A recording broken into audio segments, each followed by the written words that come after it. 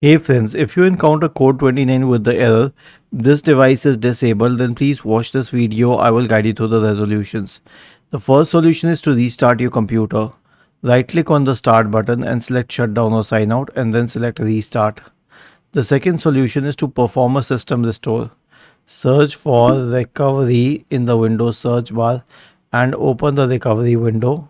Now open system restore. Choose a different restore point, click on next. Choose any good restore point, click on next, and finally click on finish and then yes to reinstall. The next solution is to update all drivers. Right click on the start button and select settings from the menu. Now go to the Windows Update tab on the list on the left hand side. In the right pane, select advanced options, select optional updates, and if any optional update is available, then please install it. The next solution is to run the hardware and devices troubleshooter. Press the Windows key and the R button together to open the run window. Type the command msdt.exe space -id space device diagnostic and click OK. And now this will open the hardware and devices troubleshooter. Click on next and it will start detecting for problems and fix it if possible. The last solution is to reinstall the driver.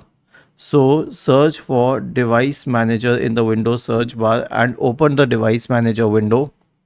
Expand the list of the drivers which are problematic for you.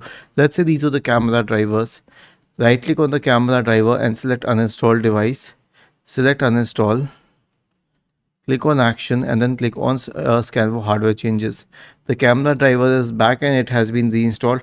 Most probably if it had a corruption yellow exclamation mark, then the exclamation mark will be gone. Was this helpful? If yes, then please subscribe to the channel, and if not, then let us know in the comment section of the video on how we could help you further.